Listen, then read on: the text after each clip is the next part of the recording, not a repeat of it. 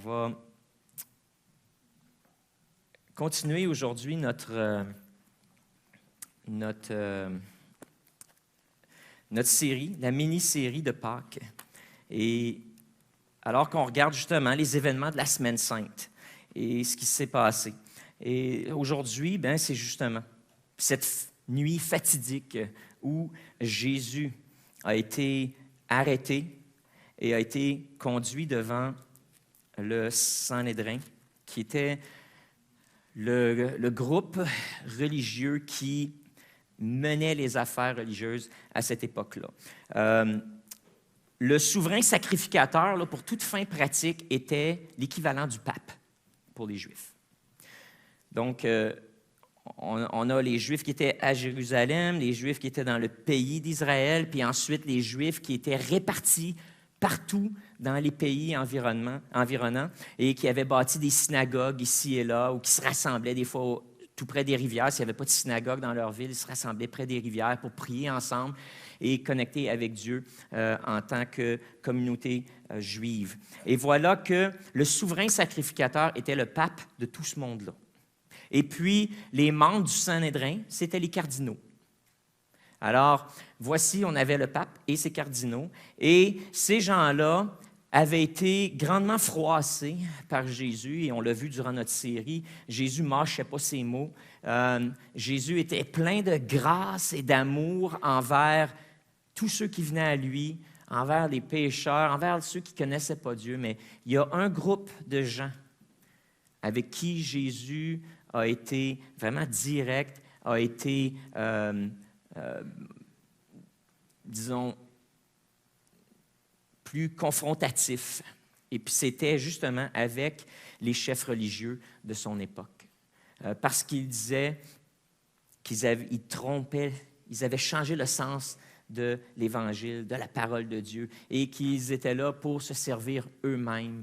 Et puis là, il y avait toute leur tradition. Ils avaient mis un fardeau sur le dos du peuple que le peuple ne pouvait pas porter, que même eux-mêmes n'étaient même pas capables de rencontrer.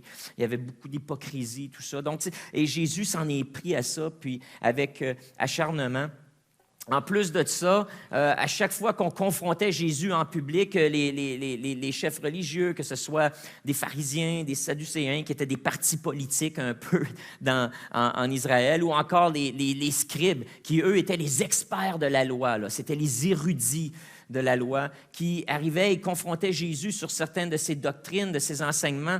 Et Jésus avait toujours le don de tourner ça contre eux. Et puis, littéralement, alors qu'eux venaient pour essayer de piéger Jésus et l'humilier un peu en public par leur érudition, Jésus réussissait toujours à tourner la chose contre eux, puis ils se piégeaient eux-mêmes finalement. Et voilà qu'ils étaient souvent humiliés en public, comme ça. Ensuite de ça, dans l'histoire de Marc, on voit que Jésus, lorsqu'il est venu à Jérusalem, après l'entrée triomphale, s'est en allé directement au temple. Et vous vous souviendrez que la première chose qu'il a fait en rentrant dans le temple, c'est qu'il a renversé les tables des changeurs d'argent qui étaient là. Et il a renversé les tables où on vendait les pigeons et tout ça. Et vraiment, on avait transformé le temple qui était un endroit où justement des gens de partout dans le monde pouvaient venir adorer le Dieu saint. Eh bien, on en avait tourné cet espace-là en une espèce de carnaval, finalement, où on avait des animaux, puis là-bas, qui laissaient leurs excréments partout. On changeait de l'argent, puis on trompait les gens. Donc, il y avait toute une industrie dans le temple. Et puis, cette industrie-là était sous, justement, le leadership du pape. Des Hébreux, qui était à cette époque-là Caïphe. Alors, vous pouvez comprendre que Caïphe, lorsque Jésus est venu jouer dans ses affaires, puis dans sa business, ça n'a pas fait ses affaires, justement. Et puis, lorsque Jésus était rencontré dans le fin fond du pays, ça ne le dérangeait pas trop, mais là, Jésus est arrivé en ville et puis il y avait une foule avec lui. Lorsque Jésus a fait ça, la foule a dit « Ouais, Hey, Jésus, c'est révolutionnaire. Tu sais. Déjà, il était rentré un peu comme un roi dans la ville, sur le dos d'un âne. La foule l'avait adoré, acclamé. Alors, là, les groupes religieux étaient vraiment... Ils se disaient, faut régler ça. Il faut régler le problème nommé Jésus. Et ils ont commencé à comploter. Et de là, le titre du message aujourd'hui, le complot. Un mot qui a été très popularisé durant la pandémie, d'ailleurs. Le complot. Le complot. Alors qu'ils ont commencé à manigancer et à voir comment ils pouvaient, pas faire taire Jésus, mais littéralement, dès le début, le mettre à mort. C'était leur objectif, de mettre Jésus à mort et d'enterrer avec le corps toute sa révolution. Et on retrouve cette histoire-là dans Marc au chapitre 14. Alors que Jésus, comme il parlait, encore là, on a le jardin de Gethsémani où Jésus a pleuré, il a dit « Père, si possible, éloigne de moi cette coupe-là. Si je n'ai pas besoin de donner ma vie, je n'ai pas besoin de mourir, s'il te plaît. » Fait que ça n'arrive pas. Puis après ça, après avoir lutté en prière, il a dit « Que ta volonté soit faite et non la mienne. » Et aussitôt, comme il parlait encore, arriva Judas, l'un des 12, avec lui une foule armée d'épées et de bâtons, envoyée par les principaux sacrificateurs, par les scribes et par les anciens. Celui qui le livrait leur avait donné ce signe. Celui que je baiserai, c'est lui. Saisissez-le et amenez-le sur moi. Dès qu'il fut arrivé, il s'approcha de Jésus en disant « Rabbi » et l'embrassa. Alors, ces gens qui étaient là mirent la main sur Jésus et le saisirent. Un de ceux qui étaient là, tirant l'épée, frappa le serviteur du souverain sacrificateur et lui emporta l'oreille. Et Jésus, prenant la parole, dit « Vous êtes venus comme après un brigand, avec des épées et des bâtons, pour vous emparer de moi. J'étais tous les jours parmi vous, enseignant dans le temple, et vous ne m'avez pas saisi. Mais c'est afin que les Écritures soient accomplies. » Alors tous l'abandonnèrent et prirent la fuite. Un jeune homme le suivit, n'ayant sur le corps qu'un drap. On se saisit de lui, mais il lâcha son vêtement et se sauva tout nu. J'ai dit tout nu. C'est le temps de rire. OK. Ceux qui s'étaient endormis durant ma lecture. Tout nu. OK. Je vais revenir au jour de Pâques sur ce petit moment-là humoristique que Marc a introduit dans son texte qui nous fait toujours rire.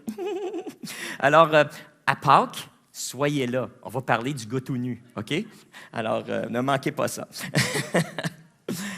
Ils amenèrent Jésus chez le souverain sacrificateur où s'assemblèrent tous les principaux sacrificateurs, les anciens et les scribes. Donc, le pape et ses évêques, ses cardinaux. Pierre le suivit de loin jusque dans l'intérieur de la cour du souverain sacrificateur. Il s'assit avec les serviteurs, et il se chauffait près du feu. Les principaux sacrificateurs et tout le Sanhédrin cherchaient un témoignage contre Jésus pour le faire mourir. Mais ils n'en trouvaient point. Écoutez bien ça.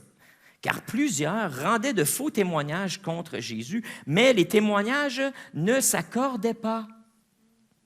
Quelques-uns se levèrent et portèrent un faux témoignage contre lui, disant « Nous l'avons entendu dire, je détruirai ce temple fait de main d'homme, et en 3 jours, j'en bâtirai un autre qui ne sera pas fait de main d'homme. » Même sur ce point-là, leur témoignage ne s'accordait pas.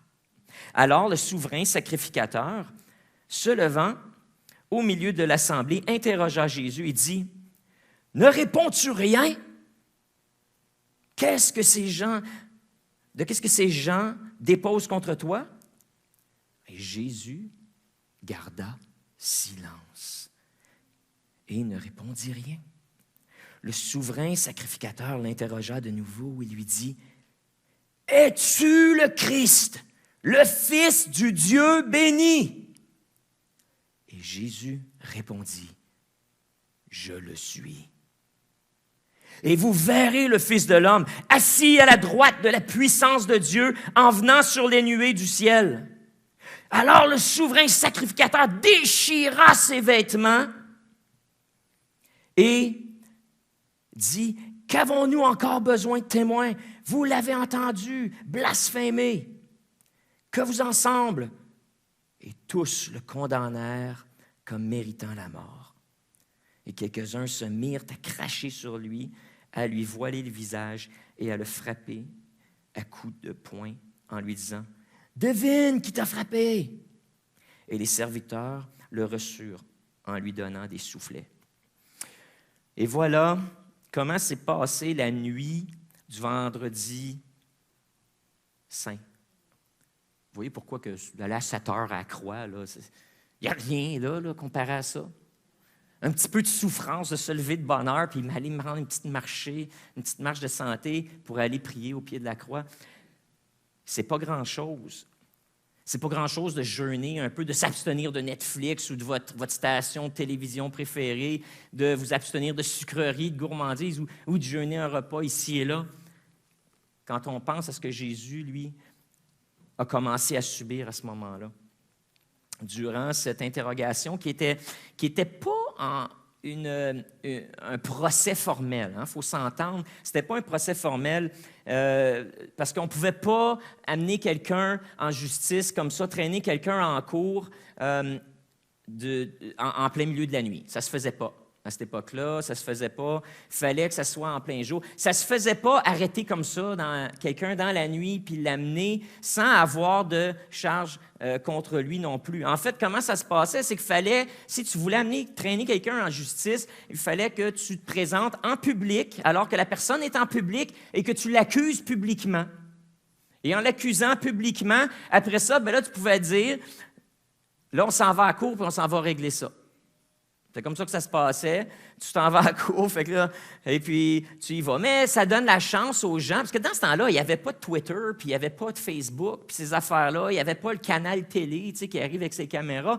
Alors, tout se passait en public et ça se passait là, mais tu avais la chance aussi, généralement, d'avoir des gens qui étaient pour toi, puis si ceux qui étaient contre toi, qui t'accusaient, tes accusateurs, eux, avaient leurs gens avec eux aussi.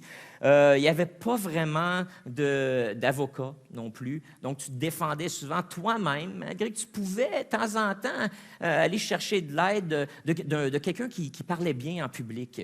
Et cette personne-là pouvait te représenter et puis s'exprimer et essayer de prendre ta défense. Mais tu te faisais interroger. Bon, mais ça ne se faisait pas la nuit, puis ça ne se faisait pas d'aller arrêter quelqu'un dans la nuit. De là, ce que Jésus dit, pourquoi vous n'êtes pas venu en plein jour? Quand j'étais dans le temple, pourquoi vous n'êtes pas venu me chercher pendant que j'étais en public? Et puis là, il est en train de leur faire voir que, dans le fond, ils ont peur de la foule et ce qu'ils sont en train de faire, c'est justement de comploter en secret. Et puis, ils font tout ça sous le couvert de la nuit pour ne pas se faire prendre parce qu'ils savent très bien que la foule va se soulever et que ce procès-là ou ces procédures-là n'auraient pas lieu. Ensuite, il se fait amener devant le Sanhédrin, mais c'est pas, avez-vous remarqué, c'est pas dans le temple. La cour était au temple. C'est là que ça se passait, c'est là que siégeait justement le souverain sacrificateur, le pape, et qu'il y avait ces cardinaux qui étaient là aussi. Pour les gros procès, il y en avait 70, pour les plus petits procès, il y en avait 23, et ces gens-là pouvaient entendre les causes et rendre justice. Mais voilà qu'ils ne s'en vont pas au temple, ils s'en vont dans la maison ou dans le palais du souverain sacrificateur, Caïphe. Donc, on ne s'en va pas au temple, mais on s'en va chez le souverain sacrificateur parce qu'ils savent très bien ce qu'ils sont en train de faire est en fait pas légal. Alors, au lieu de se rencontrer au temple, le Sanhédrin se rencontre chez le souverain sacrificateur, puis ça se passe là, dans son salon, alors qu'ils sont en train d'interroger Jésus. Et voilà qu'une foule de gens se mettent à dire toutes sortes d'affaires. Il a dit ci, il a dit ça, il a fait ci, il a fait ça. Puis il n'y en a pas un qui s'entend. Il n'y en a pas un qui dit la même affaire. Il n'y en a pas un qui est capable de corroborer le témoignage d'un autre. En fait, sont même en train de se parjurer. Ils mentent, ils inventent des choses. C'est intéressant. Marc prend le temps de dire, il rendait de faux témoignages. Non, mais ce n'est pas le 9e commandement, ça, me semble, de rendre un faux témoignage. Donc voilà que ces gens-là, ces érudits, ces gens religieux, le pape et ses cardinaux, sont en train, maintenant, ont fait cette scène, cette mise en scène-là, et que durant ce temps-là, les gens sont en train de briser littéralement des commandements pour essayer d'avoir Jésus. Il faut qu'ils inventent des choses. Et puis Jésus est là, il reste silencieux. Jésus reste sobre, et puis ils écoutent se pendre eux-mêmes avec leurs mensonges et leurs complots. Et ils écoutent. Il n'y a rien à dire. Il n'y a rien à dire. Parce que Jésus n'a rien à prouver. Jésus n'a rien à prouver. C'est eux qui l'accusent, le fardeau de la preuve leur appartient. Et puis Jésus écoute. C'est intéressant, tu sais, des fois, on se fait accuser de quelque chose, puis on se sent obligé de se défendre. Pourquoi? Pourquoi qu'on se sent obligé de se défendre? Peut-être, oui, c'est peut-être un peu d'orgueil. Parce que dans le fond, tu te fais accuser, c'est quoi tes preuves? Tu as quelque chose contre une personne, ramasse tes preuves, puis va voir la personne. Puis des fois, on embarque tellement facilement dans le jeu des accusations. Puis des fois, quand quelqu'un vient nous voir à propos de quelqu'un d'autre, on demande-tu aux gens, tu as dit ça contre telle personne? Sont où tes preuves? Hein, souvent, on fait juste écouter. Ah, ouais. Il a fait ça. Elle a fait ça. Aïe, aïe, aïe. Mais ça n'a pas de bon sens. Voyons donc. À quoi tu pensais? Pourquoi que si on ne tournait pas ça comme, as-tu des preuves de ce que tu avances? Je pense qu'il y aurait bien de la bisbille, de la médisance, du placotage qui serait tué, dirait, dans l'œuf, comme on dit. Hein? Sont où tes preuves? Pourquoi tu dis ça? Jésus, lui, ça m'impressionne tellement. Comment est-ce qu'alors qu'on l'accuse, qu'on pointe du doigt, qu'on dit toutes sortes d'affaires sur lui, il reste là, tellement confiant en son appel, tellement confiant en lui-même, tellement confiant dans le message qu'il a apporté, tellement confiant en Dieu, tellement sûr de lui-même qu'il n'a pas besoin de rien dire. Il fait juste les écouter. Puis souverain sacrificateur, là, mais voyons donc, Jésus, tu n'as rien à dire contre ça? Il dit rien.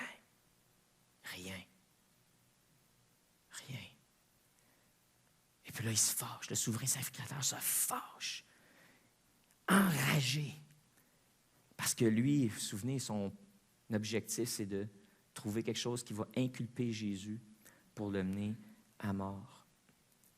Et puis là, il dit, Jésus, n'es-tu pas?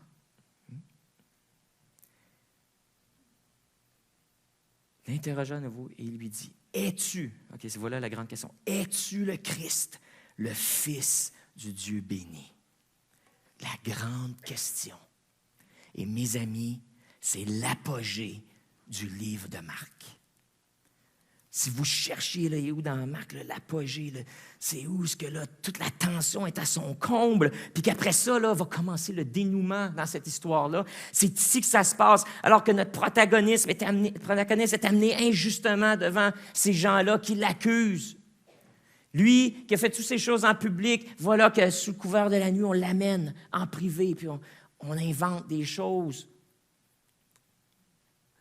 Alors qu'il est là, il écoute. Mais il y a une question dans tout cet événement-là devant laquelle Jésus ne peut pas garder silence. Parce qu'à date, tout ce qui avait été dit, c'était du mensonge.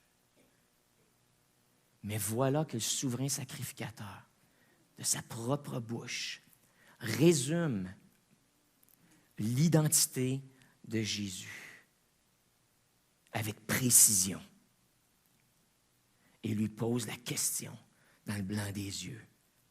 Es-tu, je l'imagine grincer des dents, la bave qui revole dans la face de Jésus en y parlant. Es-tu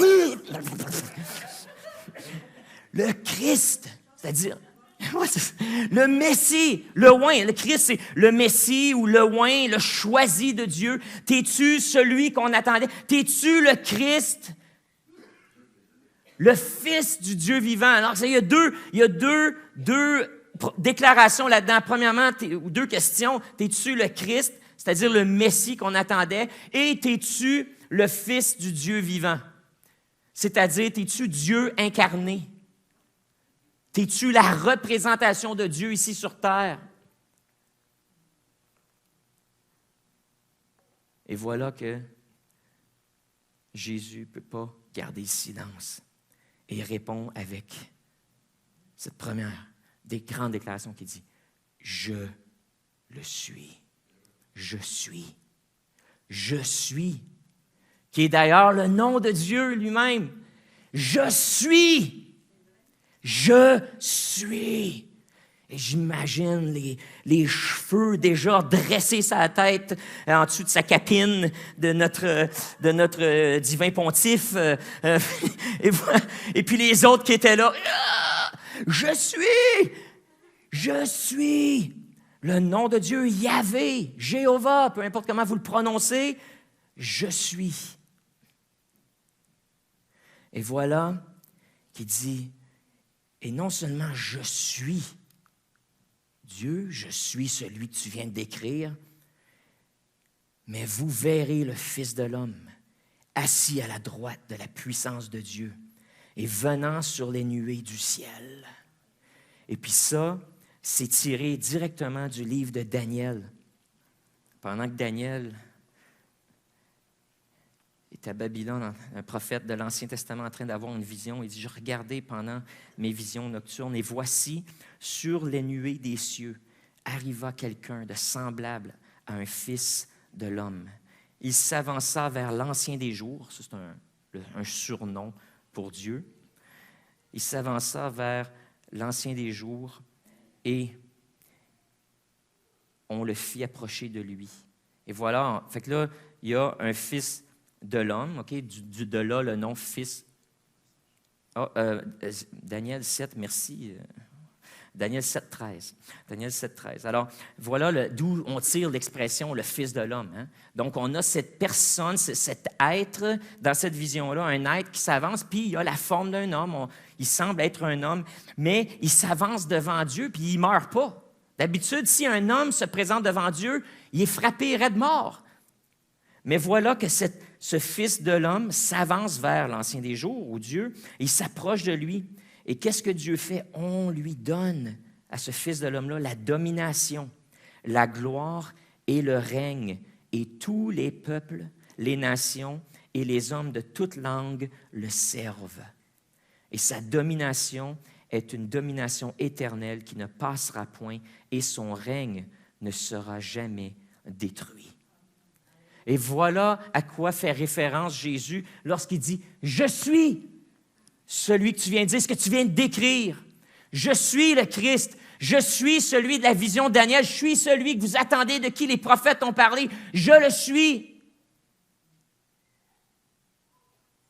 Je le suis. Et je suis non seulement fils de l'homme, mais je suis fils de Dieu.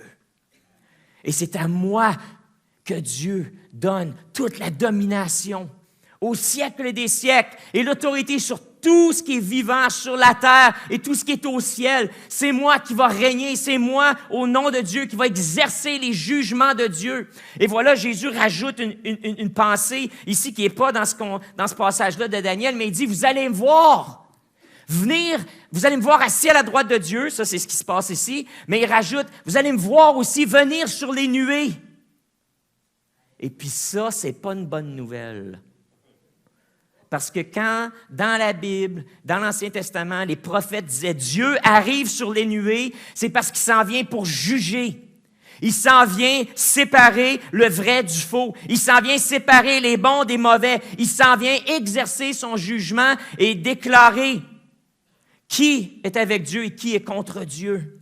Et il vient pour récompenser les gens, soit pour leurs bonnes œuvres ou pour les punir pour leurs mauvaises actions. Quand Dieu, dans l'Ancien Testament, arrive sur les nuées, c'est pour brasser les affaires. Puis c'est pour apporter un jugement. Et Jésus dit, non seulement je suis Dieu incarné, mais je vais venir. Vous, aujourd'hui, vous me jugez. Mais bientôt, c'est moi qui reviens pour vous juger. Et puis, vous vous souvenez de Marc 13 qu'on a étudié ensemble? Alors qu'il y avait toutes ces prophéties-là qui souvent on accorde, on dit c'est les prophéties des temps de la fin, mais qui s'appliquaient au temps de Jésus, ou alors qu'en l'an 70, le jugement de Dieu est descendu sur le peuple d'Israël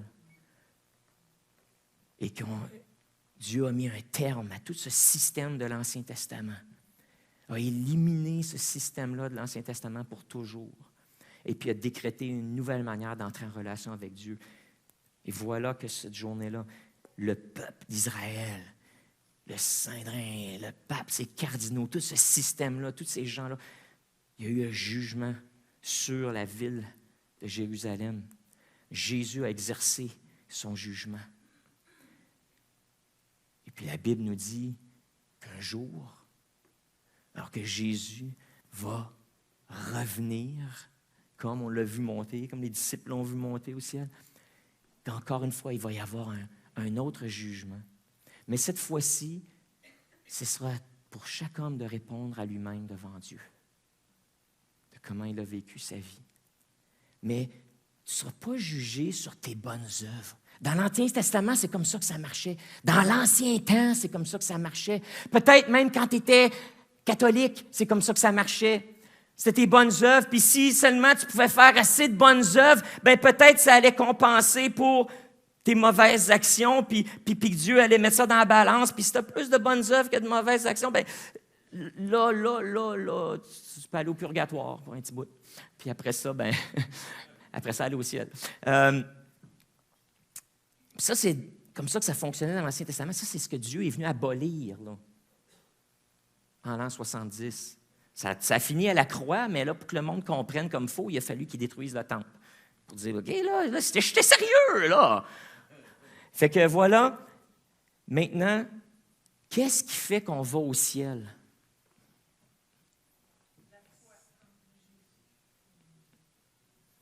Ben c'est, est-ce que tu crées? Oui, je l'ai dit en québécois, juste pour avoir votre attention. Est-ce que tu crois cette déclaration que le grand prêtre,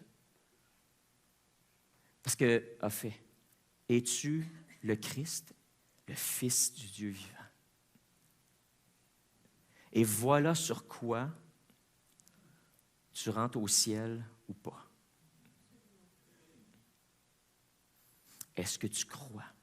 La question a été posée à Jésus et Jésus, lui, le savait. Croyait en son identité et en qui il était. Mais voilà qu'en Marc, on a le fondement du christianisme en 2 déclarations. C'est d'ailleurs, vous vous souvenez, la première fois que ça a été déclaré, ça, c'était quand le Saint-Esprit est tombé sur Pierre, alors que Jésus avait dit, « Qui dites-vous que je suis? » Et Pierre dit, « Tu es le Christ, le Fils du Dieu vivant. » Et puis Jésus dit, « Tu as raison, Pierre, mais ce n'est pas la chair qui t'a fait dire ça, mais c'est l'Esprit de Dieu. » Tu l'as déclaré prophétiquement, tu as prophétisé, Pierre, bravo, voilà ta première prophétie. Tu es le Christ, le Fils du Dieu vivant. Et voici qu'encore, cette fois-ci, alors qu'il y a juste les disciples qui savaient ça, ça avait été révélé alors qu'ils marchaient vers Jérusalem, justement. Voici maintenant que cette réalité-là, alors que jusqu'à maintenant, à part les disciples, les gens devaient essayer de deviner un peu. C'est-tu lui? On se posait encore la question, c'est-tu vraiment lui, le Messie? Puis là, il y en avait qui disaient, oui, c'est pour ça qu'il est rentré en pompe à Jérusalem. Puis il y en a d'autres qui disaient, je sais pas, il me semble qu'il manque quelque chose un peu, comme Caroline l'a prêché la semaine passée, sur le fait qu'ils attendaient un homme de la trempe d'Alexandre le Grand. C'était ça leur attente, là. Ils s'attendaient à un leader révolutionnaire, un homme qui allait rentrer puis mobiliser une armée, puis renverser non seulement ce qui se passait en Israël, mais renverser l'Empire au complet, là. Tu sais, je veux dire, il n'y avait pas... c'était juste ça qu'ils attendaient, eux autres. Un homme comme ça. Et il y en a qui disent, mais ça, Jésus, il est cool, mais il me semble qu'il manque un peu de... Il est un peu trop peace and love, tu sais, je veux dire. Avec ses cheveux longs, sa belle robe blanche, son sache bleu. Non, peut-être pas comme ça, mais c'est ça, il était trop peace and love pour certains. Puis on se pose des questions parce qu'il fait des affaires miraculeuses, puis des choses incroyables. Et puis là, et voilà que le Sanhédrin se dit, nous autres, on veut en avoir le cœur net. Le grand prêtre, le souverain sacrificateur, veut en avoir le cœur net, fait qu'il regarde Jésus. Après toutes les idioties qui se sont passées dans son salon avec les gens qui mentaient, qui se parjuraient, il pose la vraie question. Puis ça, c'est la question.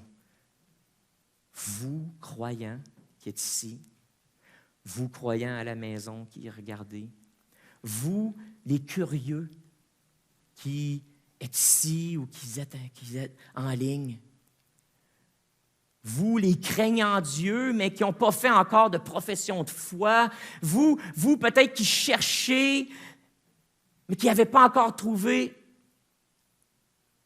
vous, les passionnés de Dieu, ceux qui sont nés de nouveau, on va tous avoir à répondre à la même question un jour. Et la question, c'est, crois-tu que Jésus de Nazareth est le Messie qui avait été promis dans l'Ancien Testament pour les Juifs, avec tout ce qui vient avec? Et non seulement qu'il est choisi de Dieu et qui, oui, il est humain, mais aussi il est fils de Dieu, c'est-à-dire l'incarnation de Dieu sur terre. Et qu'en s'incarnant sur la terre, il nous a montré qui était Dieu. Il nous a ouvert les yeux, il nous a aidés à comprendre Dieu, ce Dieu invisible, ce Dieu qu'on sert, qu'on prie, avec notre chapelet ou juste quand on est à genoux à côté de notre lit, ce Dieu à qui on dit « Oh mon Dieu, viens me sauver quand ça va mal », ce Dieu qu'on essaie d'imaginer peut-être avec une grande barbe blanche ou ce Dieu peut-être qu'on imagine juste comme un esprit, une lumière quelque part, ce Dieu peut-être qu'on imagine un parmi tant d'autres, peu importe. Jésus est celui qui est venu nous révéler Dieu le Père, le Créateur de l'univers, nous révéler comment il pense, qu'est-ce qu'il aime, qu'est-ce qu'il n'aime pas, comment est-ce qu'il veut entrer en relation avec les hommes, qu'est-ce qui est important pour lui, comment est-ce qu'il veut qu'on vive notre vie. Et qui est venu nous révéler que ce Dieu-là veut absolument passer le reste de l'éternité avec chacun de nous et que ta vie finira pas ici sur terre, mais qu'en fait, ta vie continue. Après la mort, tu continues. Tu t'en vas l'autre bord. Puis Dieu veut que tu sois avec lui et non pas en enfer. Alors, il est venu nous montrer le chemin. Jésus dit, je vais vous montrer le chemin du paradis. Moi, je suis Dieu incarné. Fils de Dieu, j'ai la même nature que Dieu. Je suis faite avec ce que Dieu est fait. Puis je me suis mis dans un corps humain, mais en dedans, mon esprit, c'est l'esprit de Dieu. Et puis je vais vous montrer le chemin. Puis là, c'est là qu'il fait cette déclaration, je suis le chemin, la vérité, la vie. Nul ne vient au Père que par moi. C'est juste par lui. Ensuite, ce message-là à propos de Jésus, qui est Messie, Fils de Dieu, la révélation de Dieu, c'était le message que les apôtres ont amené partout dans l'Empire romain et après ça, au-delà. Qu'à travers les générations, on a transmis, c'est toujours au cœur que Jésus est le Messie qui avait été promis, qu'il est le sauveur des hommes, qu'il allait être mis à la croix, qu'il allait mourir pour les péchés de l'humanité. afin qu'il n'y ait plus de séparation entre nous et Dieu. Et après ça, il nous a révélé le cœur du Père. Il nous a révélé l'identité de ce Dieu invisible, de ce Dieu que les Romains, dans leur religion polythéiste, essayaient d'adorer, puis ils connaissaient pas trop, puis ils faisaient des sacrifices à tous les dieux possibles. Puis là, l'apôtre Paul arrive, puis il dit, moi, je vais vous dire, c'est qui le vrai Dieu? Arrêtez de sacrifier à tous les autres dieux. Il y en a juste un à qui vous avez besoin de sacrifier. Puis le sacrifice, c'est votre propre corps. Juste croyez en Jésus. Croyez en Jésus. Croyez qu'il est la révélation du Dieu invisible. Et que si vous connaissez Jésus, si vous devenez disciple de Jésus, vous allez savoir tout ce que vous avez besoin de savoir à propos du divin, à propos de cette puissance supérieure. Ça se passe tout avec Jésus. Et puis c'est cette question-là, rendue au ciel, c'est pas Pierre à la porte du paradis qui va vous la poser. Mais ça va être Dieu lui-même. As-tu cru en mon Fils? As-tu cru que Jésus-Christ, Jésus de Nazareth est le Christ? Un Christ, c'est un titre qui veut dire le choisi, le oint, le plus haut.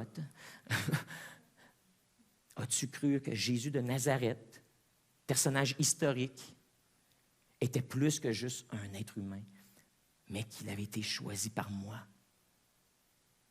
pour te montrer le chemin jusqu'au ciel? As-tu cru qu'il était mon incarnation sur terre? Et puis sur cette déclaration-là, si tu dis oui,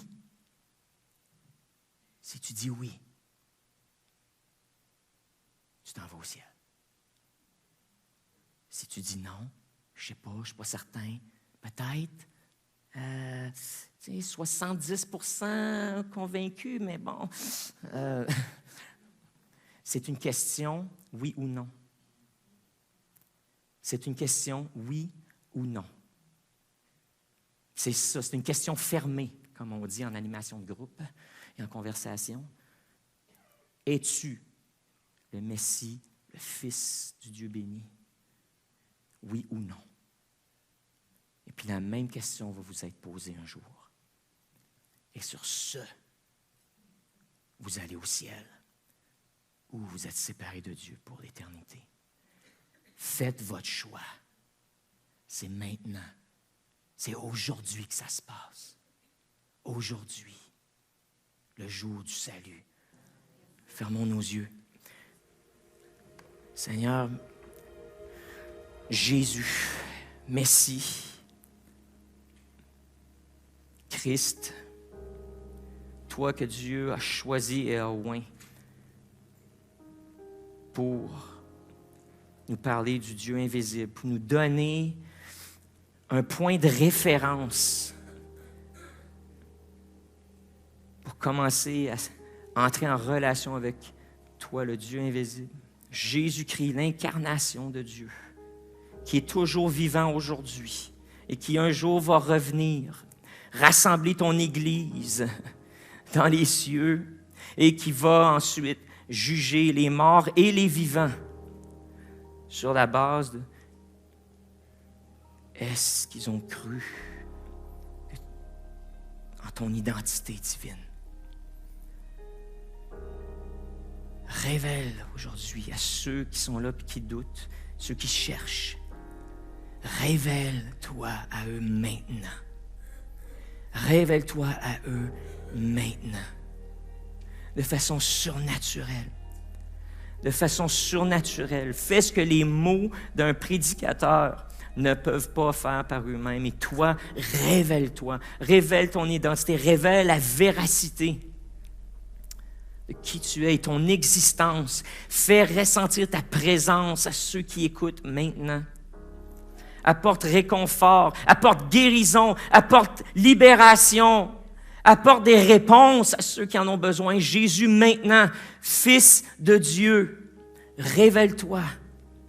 Seigneur, puissions-nous porter fièrement ton message et puis porter fièrement cette identité de chrétien.